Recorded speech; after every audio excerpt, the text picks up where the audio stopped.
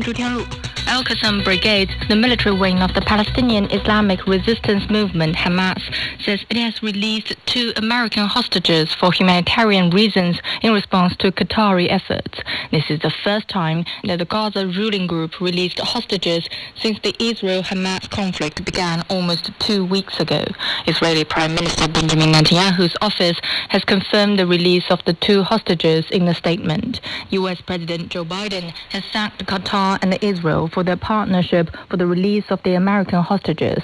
John Gambrell reports from Jerusalem. The 2 hostages, Judith and Natalie Renan of suburban Chicago, have been released and are across the border into Israel. Now, the details have been very sketchy over the last couple of hours. The militant wing of Hamas first acknowledged that these 2 people were in the process of being released. That started a frantic series of calls to different officials. These 2 were taken from one of the kibbutzes that is right up against the border with Gaza on October 7th. The Hamas militants came across in this unprecedented attack on Israel and seized some 200 hostages. Now, we understand that the mother of this relationship had been ill for some time, and that apparently has played into this, what is being described as a humanitarian release. UN Secretary General Antonio Guterres has appealed for the immediate delivery of humanitarian aid to Gaza during a visit to the Egyptian side of the Rafah border crossing. He stressed that it is a matter of life and death for millions of Gazans.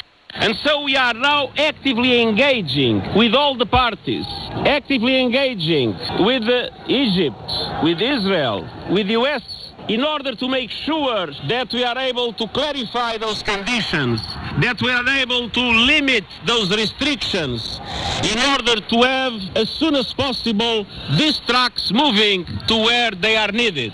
More than 170 trucks loaded with humanitarian aid, medical supplies, food and blankets had been lined up at the crossing waiting for entry into Gaza. Hamas launched a surprise attack on Israel on October the 7th, firing thousands of rockets and infiltrating Israeli territory. Israel responded with massive airstrikes and punitive measures, including a siege on the enclave. The ongoing conflict has killed more than 5,000 people on both sides.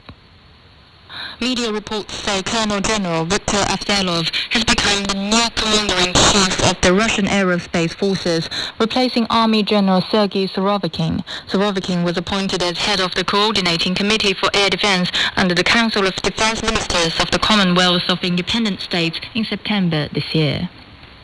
Chinese Foreign Minister Wang Yi has held a phone conversation with Malaysian Foreign Minister Zambry Abdul Qadir. They discussed bilateral relations and ways to strengthen high-quality Belt and Road cooperation. On the Palestinian-Israeli conflict, Wang Yi said that China has always stood on the side of peace, international law, and the legitimate aspirations of Arab and Islamic countries. He said China opposes all acts that attack innocent civilians and violate international law. Zambry said Malaysia supports China's position on ensuring the smooth arrival of humanitarian relief, implementing the two-state solution as soon as possible, and realizing lasting peace in the Middle East. The U.S. federal government has recorded a budget deficit of nearly $1.7 trillion in fiscal year 2023, which ended in September. This is up 23% from the previous fiscal year. The latest budget shortfall has added to the already ballooning U.S. debt, which now stands at a staggering $33.6 trillion. Tunisia and Italy have signed a memorandum of understanding to better manage the legal flow of Tunisian immigrants to Italy. The 2 sides discussed ways to combat irregular migration and create job opportunities for Tunisian youth in Italy. The Ministry of Industry and Information Technology says China has built over 3.1 million 5G base stations by the end of September. The ministry said 5G technology is now integrated into around 70% of China's economic sectors.